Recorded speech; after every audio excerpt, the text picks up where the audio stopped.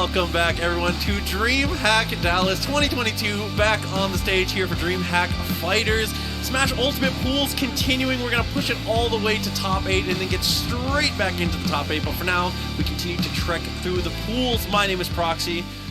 Come on, how you been? You know, Proxy, I've been good. We had some fun matches up until now, and definitely going to be some more coming up. It's so fun to get to see people play doubles as well, because it's an underappreciated art form. Agreed. I think that everybody has there's so much on the individual in Smash, right? So much individual introspection. But then you play doubles, and now all of a sudden you're not alone. You have somebody at your back, so it'll be very fun to see how people get along here in the bracket. I do believe that we have a very, very fun one coming up. A little bit deeper into the bracket than we've seen already. Very nice. Okay. Excited to see some of these teams who have pushed a little bit farther into it here. A little bit of Lucas. Okay, so Lucas is a character that I think it fluctuates very highly on a lot of people's tier lists, especially in singles and doubles between both of them. A character who benefits a lot from a ton of high-level tech, but can't use it quite as well as some other characters. So there's like a little bit of debate on where he falls, right? I think as a doubles partner, though, he's incredibly powerful, especially if you have a teammate that can abuse that absorber. And, you know, there's an amount of that can happen with the Aegis, but it's not going to happen as much with the side magnet. We are just going to see how Fox and Fufa do as a team. I know that Fufa, I do believe, is the captain of the UTD Smash team. Okay. Which is, I'm just going to say, the best collegiate Smash team in the country. And talk. has been since the beginning of Smash Ultimate. All right, I respect it. Throwing it out there, it has been particularly strong, and joined by Fox, who has quite the deep roster of characters. We'll be going up against Soy and Oile Ball. Oile Ball. I'm gonna stick with that. Oile. I like Oile. Yeah, okay. we're gonna stick with Oile, which is fun to pronounce. The Little Mac and the Byleth, which is again Little Mac, one of those characters that just does not function in singles, does do pretty well in doubles though. Yeah, it definitely significantly moves up when you get into that situation. And Byleth being a pretty decent support character in that, being able to poke in the air from a lot of angles that Mac can't. I mean, he said it himself. Mac's not an air fighter. Byleth is incredible at covering that space above Mac. So being able to have these two run as a duo, this is going to be one of the only team competitions we've seen so far today that specifically are going to be usually looking to run as a pair, because they are so strong together at covering each other's weaknesses. Yeah, you'll probably see them sticking together, you know, more often than not, even though Byleth does like to keep a little bit of distance most of the time. When you got a Mac to make up for that close range weakness, right? Then what do you got to worry about? Get in there and do your damage. But yeah, Fox and Fufa, on the other hand, again, I know that these two are pretty powerful players, right? These two, they've been around the block. They know what they're doing. So let's see how the set will go. Now, interestingly, both of these teams did get here to the bracket by not having to play their round one. Both of their opponents DQ'd. So essentially the round one for each of these teams. So let's see who's better at playing when they're a little bit cold as game one goes to Pokemon Stadium 2. All right, so in the beginning here, Mac is just looking to poke, harass. Good knowledge early on. Almost all combos out of down tilt for Mac do not work anymore in this game. Most of the time it is a read of some kind. So representing that you know early and jumping out of those changes Mac's game plan so much. So really, really good there from Lucas. Right now, Fufa has just been absolutely shutting down the Mac by getting up close and utilizing that amazing mid-for frame data and playing outside of that threat zone too. And Oye has just not been able to make up that distance with the Lucas putting pressure on him as well. Hasn't been able to support the Mac yet. Ooh, tried to go for KO punch a little too far. Forward tilt might have put him a little too far off, but the PK Thunder saves him, and he turns to the up tilt. It was supposed to send him out, but because of the way that the PK Thunder angle went off stage, but the Byleth will also lose that first stock. Fox and Fufa are going to take both of the first stocks, and how about a second one with a deep edge guard from Fox? Incredible coverage there from the Lucas, charging the forward smash to Soy, but it's not quite close enough.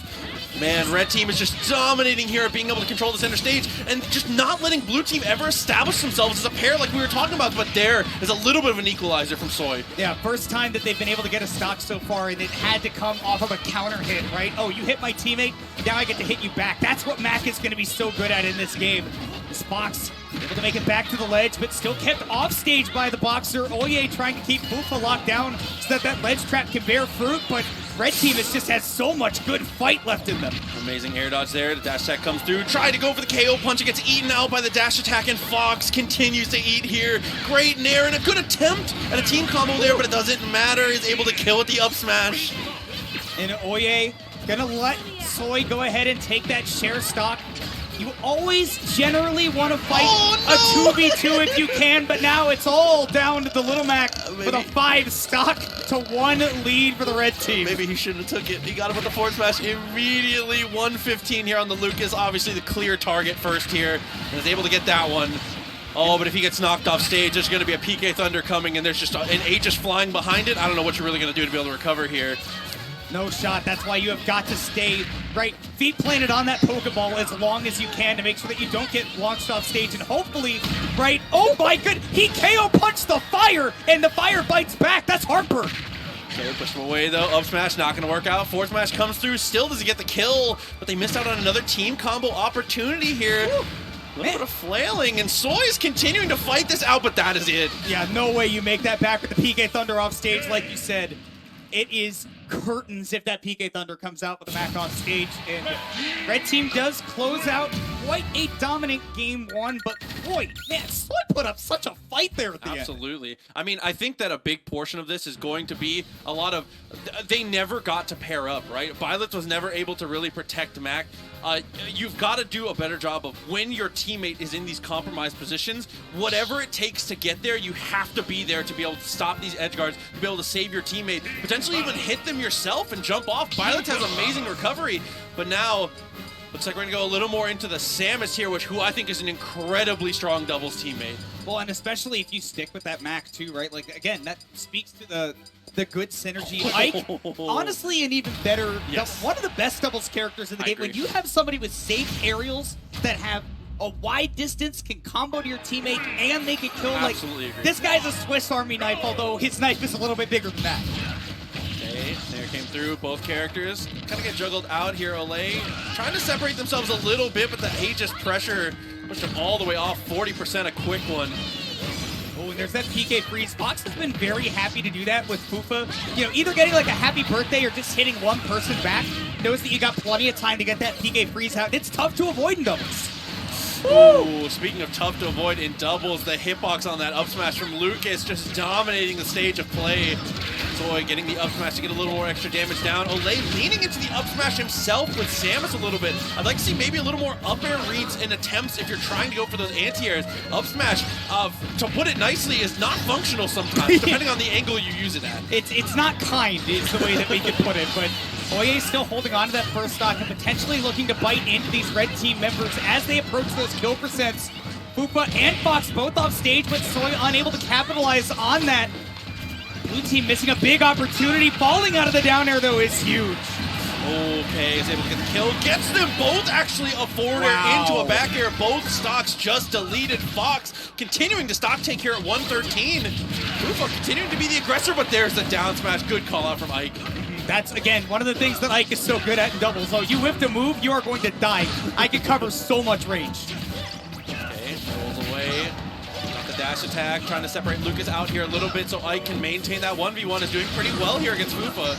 And I love that early up B right there from Oye on that recovery, throwing out that hitbox before the spikes can hit you on the end of Fox. Really, really smart right there, but jumping into your own teammate, they do take out that Fufa stock, but you do take some damage in return as the Samus. Soy just trying to put that pressure on. Down smash again, putting in a lot of work. Okay, trying to edge guard with the body a little bit there. Olay lands, gets pushed away immediately by the Aegis, and Lucas is going so deep, but it's not quite enough. He's able to recover, though, and no punish from the Samus. Oh, and there are those up airs you're talking about. Can be great on those juggles. One forward smash gets another as Fufa fires back and tosses right into the up smash. Stocks fly back and forth, but red team with quite the lead. Soy sitting on high percents on the last stock. Lucas's up smash puts him an inch off the ground, and actually he low crushes the down tilt from Ike. That's insane. I've literally never seen that. And now Fufa just flying in with that neutral air. It's all down to Oye. with Bupa and Fox at 3 stocks. This is definitely a doable comeback. We saw 4 and even 5 stocks in that last game. Came as close as it did, but Samus... That's Mac. Right, but Samus not as much of a comeback character, so this is going to be a fight. Yeah, absolutely. I mean, I like the use of the forward tilt here. Is able to get the throw. Should be able to get the team combo. Grab release almost works out. Great TI right there from Oye, though, to not fall into that up smash. Recognize the combo they were going for. And able to stay alive for now, but just not able to get the definitive big hits. What you need to do when you're in a 2v1 is open up a 1v1, because otherwise you get bounced back and forth like a ping pong ball. And the red team does just that, taking a 2-0 victory. Yeah, being able to get that headbutt there. Good positional awareness from the Lucas. Always important, especially in these 2v1 situations, to know where your teammates at and kind of understand where their hitboxes go. One of the fundamental keys behind doubles is just understanding the ranges your teammates are threatening at and being able to stand like a half character length outside of them to be able to support without getting in the way, right? It's instead of spacing around one character, now you're spacing around 2 or 3, right? Yeah, so exactly. To play doubles, your brain has to be firing at like, hyper speed. It has to be running on like a V8 engine. Just, okay, we're pedal to the metal. I gotta focus. The horsepower is incredible. Yeah. So, oh my god. But yeah, another good showing from those. Good stuff to both teams. Continuing to press forward here as we get a little bit closer, inch by inch, to cut ourselves down to the top 8 here at Smash Ultimate Doubles. And plenty of good teams left, right? Bupa and Fox are going to be taking on Lima and Mutace, if so that team does arrive in time. Hopefully that really does happen, to see right? them play for sure. Beastly and Mold will be taking on Aaron and Cisco as well at some point. I've also just looked to the bottom side of the bracket. We do have one team decided for the winner's side of top 8. That is Atomic and Grayson getting their 2-0 victory over J12 and Phenom, who personally I think we're going to be seeing in that top 8, albeit just on the loser side, but definitely a good set. For sure. I mean, being able to see those two teams that have already shown that they have incredible coordination, being able to just, I don't know, show up on game day, man. It's a good look from all the teams. And so far, I gotta be honest, I'm impressed with the Texas talent. Yeah, dude, Texas shows up. Texas is like the hidden boss region of hidden boss regions. I respect that. Like, the unranked players here go crazy. I feel like that is a title that a lot of Smash scenes fight for, because I know that a lot of people go to bat for Florida specifically for that. Florida's the only one I feel like holds a candle. Dude, I'll be honest. we have a lot of I mean, I think that is but that personally to me is the greatest showing of the overall strength of your team. Your top end is important, but seeing how the average players in your region stack up is the most important thing, because cultivating a scene where everyone is capable, everybody is confident, everybody is playing well. When you go to other regions, you're like, damn, I can't. How did every Texas player get out? I know. How did every Florida player make it out of pools, right? It just keeps happening, right? And I mean, it's crazy when those two scenes can collide too, right? Like that happened a lot at Low Tide City, and there were upsets like back and forth either way. Always fun to watch. But yeah, it's so interesting, because especially in Dallas in particular, where we are, right? The Dallas-Fort Worth area is full of people who, like, you got like Yanni, who will get like, top 13, top 8 at, big tournaments, majors. Mutace is in Texas as well. But then you've got people who put him down at like 7th at the weekly. Because you go down to like the top 25, top 30. It's not just the top 5 that can beat each other. It really feels like there's a lot of parity in the region. Yeah, I think that is the sign of a healthy scene. I'd say is really good. Is being able to have anybody show up and be able to do what they do, and not necessarily just because they just because they've proven themselves, right? They've done well enough to be able to fight those situations out.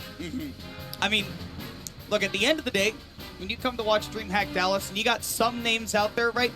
You're going to have some of the names you've heard of, but one of the best things to watch out for this weekend are the names you haven't heard of. Yes. And here's one of them in Beastly for Lechon. Oh, that is awesome. Hey, you know what? Bless Mold, another one of the amazing Texas Robs. Teaming with Beastly now, who again, I've hyped him up a lot, and for good reason. This is going to be most likely his first season making the Dallas-Fort Worth power rankings, and that could apply to doubles too. He is amazing here, but let's see if Aaron and Cisco have an answer for them with the Byleth and the Lucina. double Fire Emblem going up against the kid and his toy. Yeah, I mean, the double Fire Emblem, I think it's usually is very strong against Ness, and I think both characters have reasonable matchups against Rob here, as Byleth gets an incredible recovery there. Almost lost the stock at like sub 50. That's something that you're going to get with Byleth, though, is a very difficult to contest recovery that can go a long, long way. But you got two characters that can contest that in the Rob and the Ness. And yeah, Rob will go off stage, no questions asked. That is a big first stock from Mold. Oh, trying to go after the edge guard though. Lucina tried to cover the roll, was a little too far away. A couple good situations in a row that weren't quite in, and Ness is looking to close out that next stock, but there's the shield! Oh, and Mold trying to go in to help the Ness. Whipped on the up smash, down smash, also not going to be strong enough, so missed saves, missed punishes. Either way, Beastly comes out holding on to the stock, and that is a big break for the blue team. Absolutely terrifying stuff there as the back air comes through both these teams, and I love the positioning that they're playing. Ness is just waiting behind Rob. Rob doing the heavy lifting, and Ness just playing that supportive role that he's so good at fulfilling. That is exactly what you love to see from Ness. He's just so ambiguous with his movement. But that first stock will be dropped. The red team does get on the board. Byleth dropping her first stock. It's even, but Mold is stock tanking, and that will happen with a heavy character like Rob. Okay, got the ortho off. Try to go for the back air. That instant RAR, pretty decent here, but it's not enough to actually catch up to him. And now Lucina's going to go for the edge guard. Try to get him with a dolphin slash from below the stage.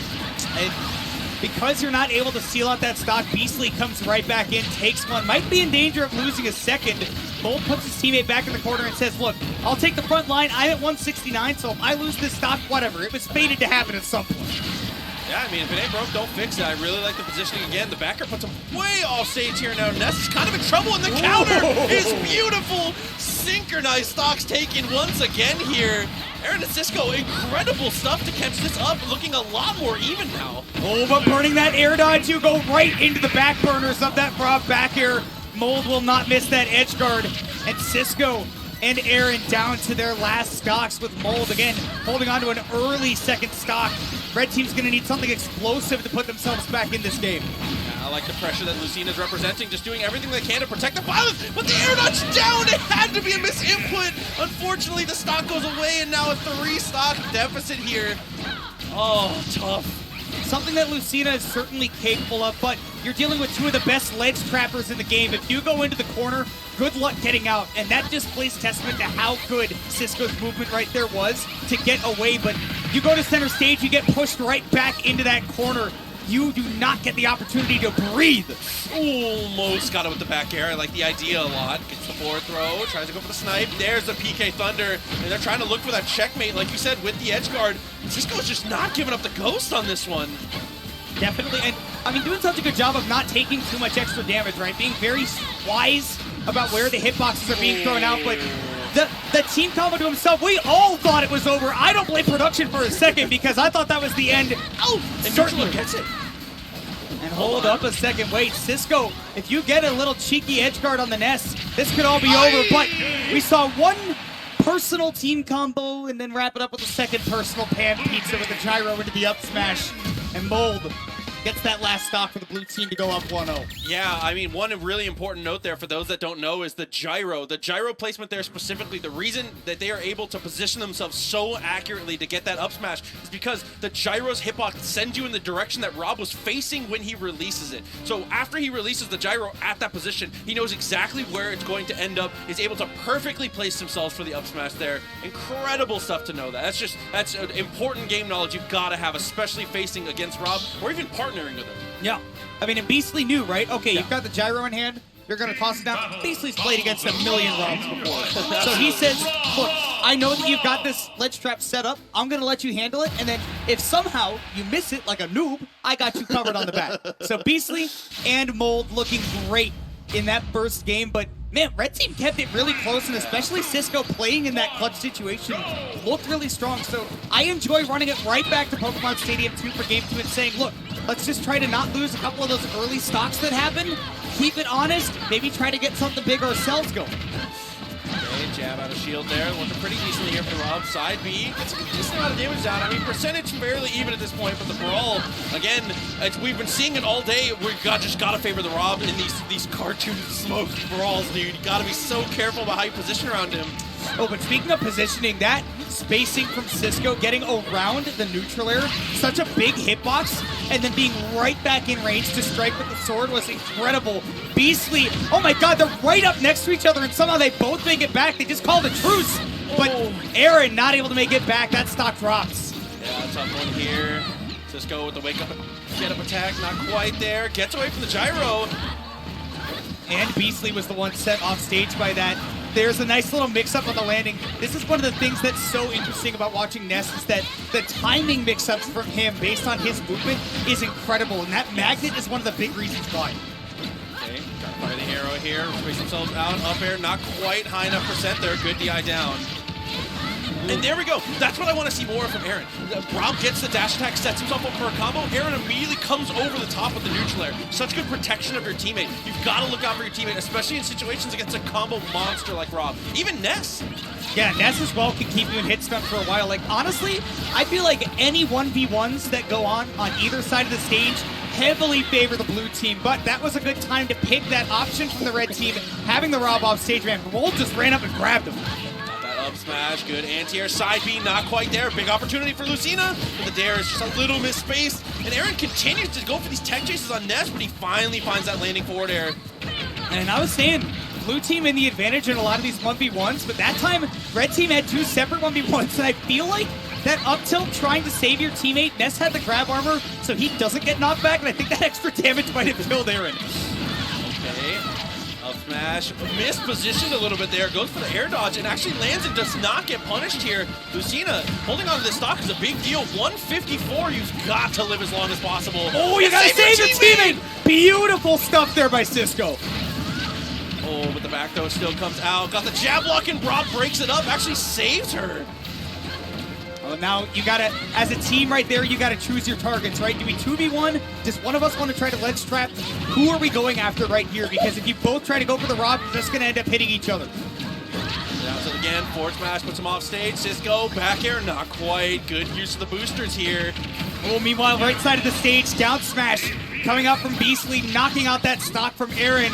Dolphin Slash. It is once again a 1v2, but this time he gets 4 stocks instead of 3 for Cisco to try to make up. This is, technically speaking, rough. Okay, to recover, back air, lands 1, gets a throw, not quite enough to kill though. Yeah, it's just gonna go for the grab release. Oh, and Cisco going for the stall to try to mix up that recovery, but Beastly was ready, came right down with the back air. And first game was solid from them. Second game even better for the blue team, and they will move on to winner's side top 8 with a statement. Yeah, incredible coverage, top to bottom. I mean, that was one of those things, like you were saying, the 1v1s are really, really tough. The only 1v1 that was disadvantaged for blue was like, you can't let Ness get caught with Lucina. And otherwise, that was just like, man, R.O.B just kind of handles all those situations, does so well against Violet, does so well against Lucina. And, dude, the stock tanking. I feel like the storyline of the weekend so far is like, how do you kill R.O.B? They've been living to 150 plus every single stock. As it turns out, R.O.B's pretty big. That's a big guy. R.O.B's kind of big. If you hadn't noticed, it's a little big, and that equates to being pretty heavy. Oh, my God. He's so large and in charge. Made of metal. Well constructed. Well, welcome to Texas. You're going to get to watch plenty of R.O.B this weekend, and plenty of very good ones. Because, as we mentioned, we saw earlier, right, Grayson and Comic on a team. Yes. They're in winner's side top 8. I believe, hopefully, this is going to be Lima Mudace against Fufa and Fox next. I hope. That'll be a fun one for sure. I mean, it would be nice to see Mudace and Lima team up. Mudace has a special place in my heart, obviously being from Florida initially, has settled in. I think enough time has passed now to where, I think Mudace has become honorable mention Florida. I think Mudace is just Texas now. No, I mean, Mudace is just Texas now. There was a minute where he was #1 in both South Florida and in Texas, and it was not surprising. It was a little impressive, but he is genuinely that good. But yeah, now he is officially taken up his residence in San Antonio. For sure. Alongside with his longtime friend Giddy. And yeah, those two basically just go to everything in Texas. And I mean, Mute mops up shop most of the time, and he is certainly the projected winner here this weekend. Yeah, Mutex is world caliber in singles, doubles, top to bottom. It doesn't really matter what the field looks like. Mutex is in the conversation. And not only that, right? Yeah, even if you have the absolute best players in the world, Mutex is a threat to win. And that wasn't even the case all the time, but it was at DreamHack 2019.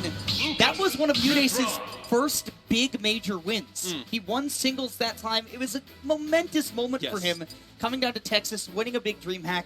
Now he's going to look to two-peat it from the same thing that he did 3 years ago, but now as a resident defender of the state rather than an invader. I was going to say, it definitely feels good to take up the mantle here.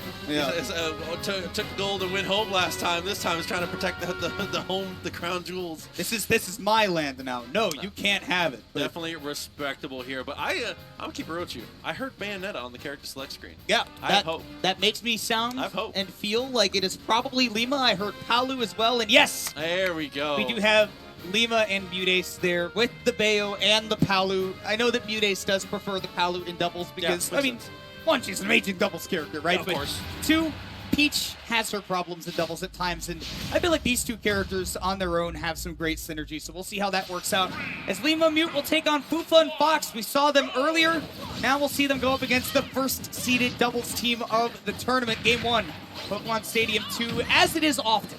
Yeah, and I mean, early on, we're seeing Lima represent really, really aggressive offense, trying to get off here with the Aegis. And Palutena just kind of playing keeper here. Just trying to stay behind, trying to stay healthy, looking to play more of a stock tank supportive role so far. And just like that, counter-punching, that dash attack from underneath as soon as you see Aegis knock him out of the way. Really, really good. It's the perfect way to play the support role. I mean, that is the general game plan, especially when you have such an aggro combo-heavy Bayonetta like Lima is, where... Like I said, he's aggro, and he has also not been going to many tournaments lately, so there's still a bit of rust to shake off. So he's a caliber of player where normally I'd be surprised to see that, but that's also the league. Okay, he's able to make it to the ledge here. Dash attack comes through, starts to try and pressure here on the Aegis, but after the swap, gotta be careful about how you approach them. Even at 50%, depending on the read, has the potential to end it. And I love that Mutex right there recognized that Fufa was going to take a while to get back to state, so he said, yeah, let's just try to 2v1 this Lucas. What's he going to do with a Bayo and a Palu coming after him? Nothing, as it turns out. That beautiful team combo giving Red Team their first stock of the game. Now they got to work on that Aegis. Yeah, and the worst part of that team combo is he got hit up and right at the same time. How could you possibly know which one to DI? I think you are going to die, ultimately. Oh man, Fox getting very aggressive on stage. That will be the last mistake you make most of the time against Lima, but Lima burns so many resources, he didn't have the opportunity to finish his plate.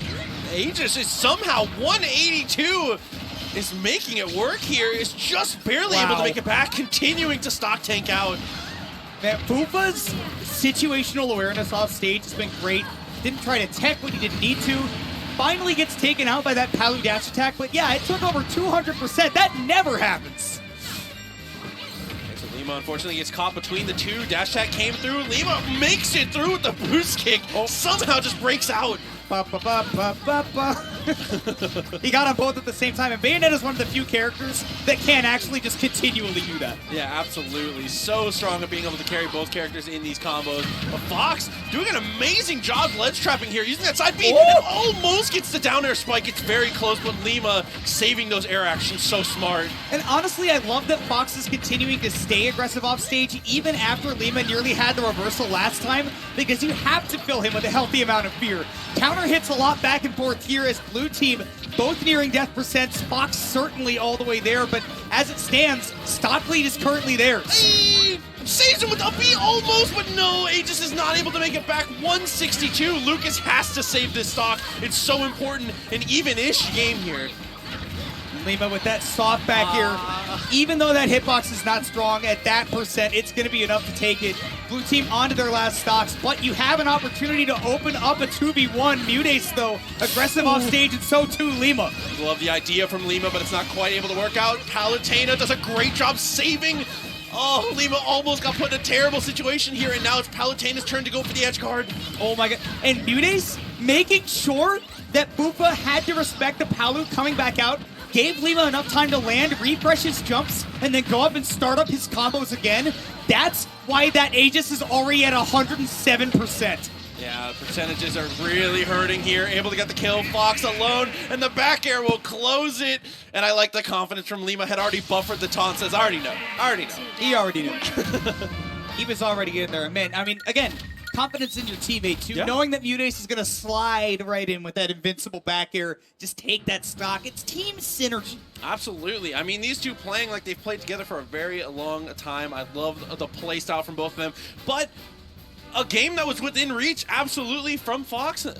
Dude, it's been very close top to bottom between the two. And I like the stage pick. I actually think they should go back. I think that PS2 worked out really well for them. And I think that it's more scary to face off against Lima and Mutace with that central platform and the potential of them controlling it than it is to potentially get to use it yourself. I mean, it is. This is going to be a match that is defined by how well the red team controls that center platform, because Palu and Bayo are two of the best characters at just air-to-airing, right? Yep. Covering whatever distance you want to be in off the ground. But on Terra Firma, that is where the blue team really needs to make their money. And on Smashville, boy, you have got to be ready to make snap decisions quickly. Okay, Lima continuing the combo here, keeping Aegis off the stage, 36% build up and swapping targets. I love how seamlessly they are able to swap targets here. Lima's able to convert off of these straight hits from Mutace and just continues all of this pressure and somehow is able to give Aegis. How is it possible? That recovery is very linear. Fox, yeah, at 88%. Fox's recoveries have been very good, although losing the jump will give them opportunities. Lima can't cover from a very long distance as Bayonetta, but that was scary.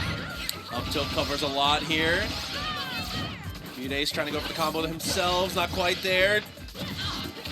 Again, in these 1v1 situations, right, not necessarily what Palu's built for in doubles. She is so good at playing that support role. So you want Lima up in the face of these blue team members as much as possible. Absolutely. Wissam gets both! They're both slowed down.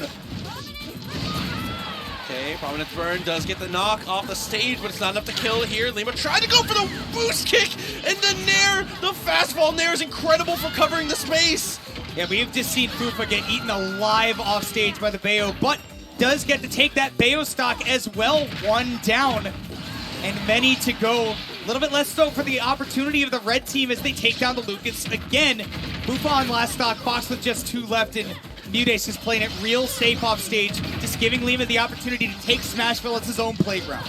Absolutely. I mean, it just comes down to they have to find a better way to disengage from Lima and find their way to Mute. Mute is just stock tanking incredibly well. I mean, the stock gone here now, but it's going to be more of the same. Palutena is just going to continue to play that evasive role, and Lima, where I come from, we call that holding W. Just getting in there. WM1, yeah.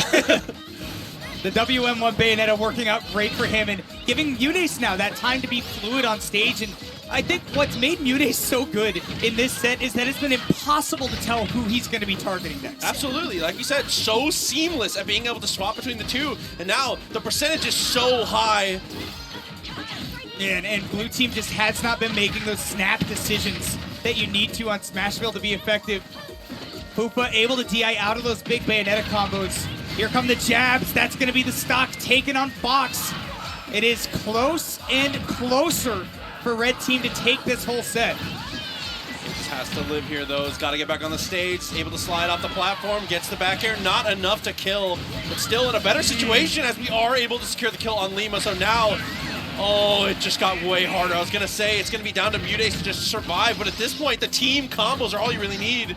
Yeah, it's down to Fox with a character that has some, like you said, very variable mobility, but in doubles, you're very floaty, and that is a death sentence against characters like these who can match you move for move. And Fox just hasn't had a chance to land. This air control has been insane, and no tech, you got bonked up against the stage way too fast. Lima falls into the up B. I think he SDI'd up out of it and then goes for the booster kick out of it. I think he fell into it on purpose and SDI'd out. That was incredible play. The knowledge to be able to not only just know that you can do that, but then on the biggest, just execute, just like, bam, what? I'm in there. I get that stock for free. Oh yeah. God. Lima Mutace looking, I mean, solid as you would expect. Yeah, right? absolutely. And like you said, right, these two have very good synergy together. Oh, yeah. It's not just one of those situations where oh, this is two very good players that are going to team with each other and see what happens. Like, no, Munice and Lima have teamed before, and that's why they're the favorite to win this event. They are phenomenal when it comes to linking their game plans and, like you said, being fluid. Yeah, I mean, that is one of the most important things in doubles. It's like being able to swap from situation to situation, from position to position, from target to target, right? We talked it up between those two, but specifically for all teams, one of the most important things to get used to is not being predictable. That's so important in every fighting game ever, but specifically in Smash doubles, if you start to like lean into situations where the opponent knows what's going on, especially with two whole characters to be able to counter it, it's so easy to escape out of these traps. It looks way more telegraphed than you think it does, right? Yeah. I mean, you always think, oh, I'm being very evasive. Okay, you got to play the 2-player game, or in this case, the 4-player game, right? So that's why we play footsies. I can upset every FGC person in the crowd by saying the word guessies. Not the and guessies. I will. We got guessies today, baby. I'm about to guessy. Guessing my way out of this commentary. Sorry, Proxy, you're stuck with the Smash crowd today. No. Hey, listen, I am the Smash crowd. Don't worry about me. It's all good. But, well, I heard a R.O.B locked in, so I'm excited to get to see which of the flavors of R.O.Bs we're going to have here. It's one of those characters that as soon as you see it locked in, you're like, all right, but which one? Yeah. Again, there's so many in this region. Who knows where it's going? I would imagine we're probably going to be giving Lima and Mute a break after playing that set, and we would go down to see Shu and Kronos versus Grayson and Atomic, and that is exactly what we're going to get. So it will be the R.O.B and the Joker, again, as it seems, and like we suggested, the double hero is a bit of a troll pick, so it'll be the Snake and the Mario. Yeah, and I think that Snake overall is going to be one of the big portions of this that decides the most. Snake being one of the better stock tanks in the entire game and one of the better utility characters from long range in the game, specifically in doubles. So if these two can continue, if Mario, they're going to play a very similar game plan to the last team we saw, except Snake is going to be a little more active in his support, and Mario is going to be even more aggressive than Lima was. Well, and honestly, on a stage like Pokemon Stadium 2, right, everybody just says, oh, we'll just go to PS2. But against Snake, you have to think twice before you do that. Because in doubles even, you give him all that space to set up those projectiles where normally he doesn't get to do setups in doubles because there are people all over. Yeah, one early problem, though, is about 60% of the damage that Shu has taken so far, make that like about 75% of the damage that he's taken so far. In that first stock was from his teammate. It was a significant amount of friendly fire there. They need to do a better job of working around each other when it comes to these Snake projectiles. And honestly, it happened on the blue team end as well. Red team had a friendly fire KO, then blue team responded right back. Atomic had a very early R-set forward smash on Grayson, which, again, we've talked about. That's very important because Grayson's been so on fire today that every percentage on him matters to like an incredible degree. Yeah, Atomic needs to be very careful here, though. Add kill percentage for Snake off a throw, so you know he's going to be fishing for that. Wow, Shu's so aggressive, like you said, just going right up and landing with that forwarder. That's not a safe move at all. He's doing the Mario, of course. Swing your arms side to side. He's got to get in there. Gotta go for the drop down. Nice tech there, and is able to get the kill afterwards. Incredible teamwork from the two, and R.O.B able to escape relatively unscathed off of that. And great use of the invulnerability. That is knowing your teammate, knowing how to play with Snake. I ended up being scathed quite heavily, in fact, scalded even by that forward smash. Now Grayson trying to find his way back on against Shu, whose ledge trapping has been amazing. And forward throw to hit him into the grenade was so smart. Yes. And now Kronos left all on his own for a couple of moments. Okay, still okay though. Going for the grenade throws. Jumping with a grenade in your hand against R.O.B though almost always puts you in a compromised position. Need to be a little more careful about that. Well, it does put you in a compromised position. Stops him from spamming that Nair though, which is usually such a big part of that neutral game plan. Now Shu, again, trying to close out one of these ledge traps with Grayson stuck over there. Kronos handling the Joker on his own, and now they target switch. Okay. Lands and tries to shield. Good use of the neutral. Air dodge and the trade comes out. Almost kills R.O.B, but not quite. We're going to be looking for the up tilt here. Little down throw, and Atomic knew had to come in with that dash attack to save his teammate, or else he might be gone. Oh my god, amazing snipe. Just such a good call out there. Dude, Grayson being able to use the laser to stop the Nikita, but Shu's ledge trap. Not even just ledge trapping, edge guarding. Everything off the stage. Shu has been a menace at every single stage for every team. And it's not even exclusively limited to being at the ledge. It's just that when your options are limited, that is where Shu as a player shines. He is so good at determining what you want to do when the pressure is on. Showed that off with that up smash. It's all up to Atomic, whose Arsene is dwindling away to take 3 stocks to keep the blue team in this one. Trying to shield. Nice use of the forward tilt to save your teammate and simultaneously get the kill. And that Nikita can save Mario, but instead he tries to go for the kill, greeds out a little bit. Suddenly a little more doable for Atomic here. You can take down the Snake, you're in a 1v1, and yes, Shu is a very scary player, but any 1v1s are possible. Gotta get to the ground first, though. We're gonna see a big Snake punt. No. Shot. That was too... That was nasty. From my loving arms to yours. Oh, man. I give you a gift. That's quite the pickup from Kronos. Kronos was perfectly positioned for an up tilt, missed the opportunity, but saves it in the most perfect way. Wow, just team coordination incredible. Because you had Atomic mashing the air dodge right there, right? Which means that he's going to tech on that platform. Maybe he'll roll, and so Kronos goes, oh, I'm not going to hit this up tilt, so let me just react and get the easy kill. And then it just looks so saucy. And we're headed to Kalos, which is another interesting pick here. I think that this is a big upgrade to Snake, but maybe a little bit of a downgrade here to Mario. Having that extra platform for other characters to recover to limits how aggressive he's able to be off the stage. Gives a lot of people a lot more options to be able to get away from how terrifying he can be when he's trapping you. Minus to the edge guarding, but plus to the edge trapping. Agreed. A bit, especially when you have the Snake on your team. But I think a key thing is that you want Grayson to be able to make some space to go into the corner, shoot his projectiles, and set up for Atomic. And even then, Atomic can use these platforms as like a diving board to jump in his Joker because he needs some run-up to make a lot of his aerials safe. Okay, good spacing out. Love the parry. Down air out of shield there. Risked it for his teammate. Wasn't too worried about it, though. And I love this. Instead of trying to go for the kill on Joker, immediately tries to go and save Shu. 125% is trying to save his stock tank here. And does a great job of it. They're both back. And Shu trying to repay that favor on the edge guard in kind. Grayson, a committal up smash. Now he is far off stage. R.O.B, of course, has the resources to make it back, but Atomic, meanwhile, you know, he had to be there for his teammate, and that's more seconds you're not taking advantage of that limited Arsene time. Ooh, the forward throw gets the up smash, not enough to kill. Trying to ledge trap there. The down B, it's not quite enough. Anything will do it here on both of these characters from Snake. Man, I'm just amazed that nobody's lost their stock yet. Shu trying to keep Grayson at the ledge, but great fighting out there. Does save his teammate from the Snake grab as well. Shu's got the wall jump to make it back. Kronos just trying to fight for a little bit of center stage as Grayson takes the front line with Atomic behind. Oh, trying to go for the forward throw. Nice use of the back air there. Recognizing the spatial awareness is incredible. As we continue forward here, blue team, both stocks still intact. You've got to get these kills as soon as possible. This extra credit on Snake is going to add up so quick. And especially if you can take that stock from the Mario, it's big. But finally, the up tilt, like you said, amazing anti-air for Snake. And now it's the 2 at low percent duking it out. Could see a kill on the other side, but Shu back with the... Went to go save his teammate, did not watch out for the Joker coming in from behind. That's blue team with a lead.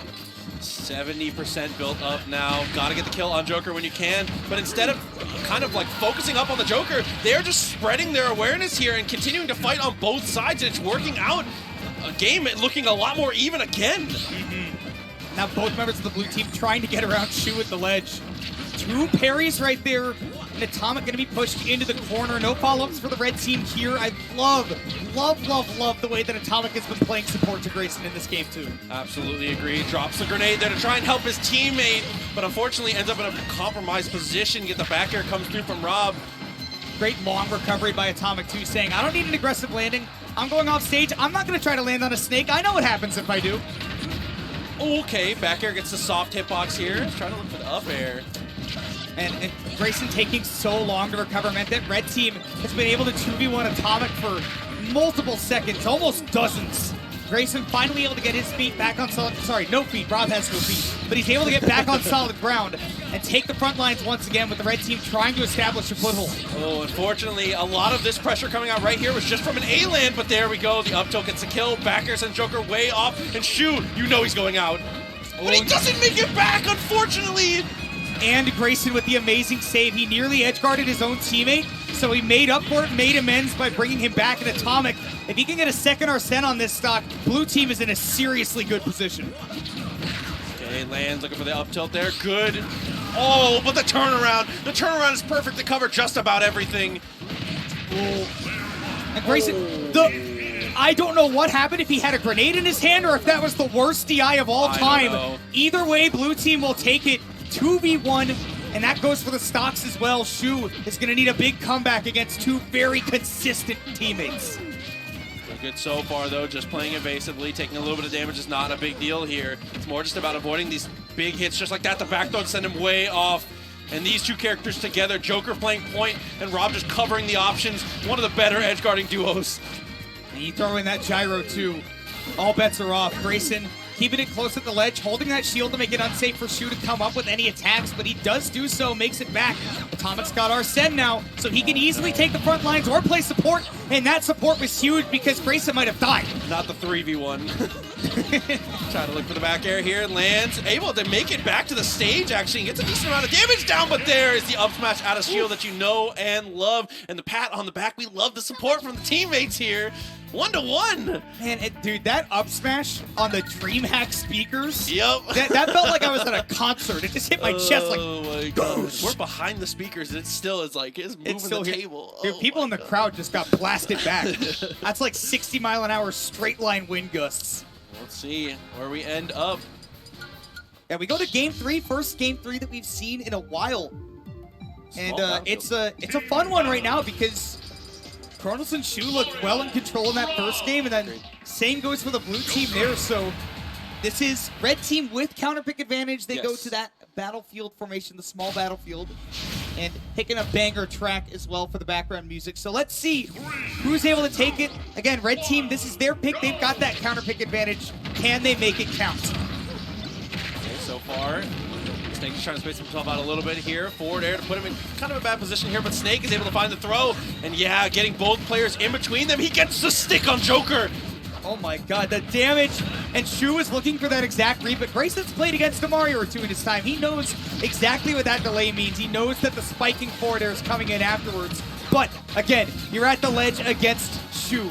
Great pickup on his own gyro, but Atomic is in trouble. I love him giving up the edge guard there on R.O.B, who's an incredibly difficult target. He gets sniped. The gyro just barely connects with it, but luckily the stock is traded. Even game once again. I love that they both died at the exact same time, but they didn't even kill each other. Grayson got the kill on Shu, and then it was the fire back from Kronos that did it. Now we have to see if Atomic can make this Arsene count. 75%, and quite a bit of it is already whittled away. But if he can get one solid hit on the Snake, that's good news. Okay, lands and goes for the spot dodge here. Forward tilt, a little bit too far out of range. Like Atomic goes in to check on his teammate, sees that he's fine, goes back, but then catches that down tilt to upper. I thought Incineroar was gone already. So we got the Incineroar combos back on Snake. You know, they're both animals, to a degree. I'll give it up. Atomic, super low for that edge guard, but far too low, and that is a massive blow to the blue team, losing a fresh stock. Hey, and same with Shu. And Kronos tried to save him, tried to go for the downer, but downer, unfortunately, one of the few times that it's a bad thing that it gives you a little bit of extra aerial. That was Secret Santa right there. I give you a gift, you give me a gift. That lets blue team have their avenue back in, but with that up tilt, Kronos putting red team in a very solid lead. That's how you know it was Secret Santa. No one was happy at the end. Unlucky. Oh, for me? Okay, trying to go for the landing there. Good use of the down air. A couple trades in a row, and the stock percentage is pretty decently even here, but Kronos with that extra stock is the golden ticket right now. Yeah, he has got to hold on to that, or, you know, obviously the golden ticket for the blue team is take down that stock from Shu, immediately go after the Snake afterwards, but will you get the chance to down throw twice in a row? It's the same team combo back and forth. Kronos and Shu looking so strong. They move on ever deeper into the bracket. I appreciate that. As soon as the win comes through, he looks at his teammate, pats him on the back, and looks straight at the cam, goes, my man. He goes, hey. Yeah, but really nice coordination from those two. Honestly, the most back and forth set we've had today, really competitive, really good, showing off a lot of why doubles is so much fun to play in this game. It's so much fun to watch, man. There's always action happening in doubles. There's always something to take in, and Again, like you said, especially when it's that back and forth in between a couple of really good teams. And hey, that was winners semis, by the way. That was in top 8. So those two in Kronos and Shu are currently sitting in winners finals. Ooh, they are going to be waiting on the winner of Lima and Mutace up against Beastly and Mold. Those two teams will be fighting for their trip into winners finals as well. But before we get there, we're going to be going to a quick break here at DreamHack Dallas. Plenty more Smash Ultimate Doubles and other fighting games all weekend here on twitch.tv/DreamHackFighters. Don't go anywhere, because we're coming right back with more Top 8.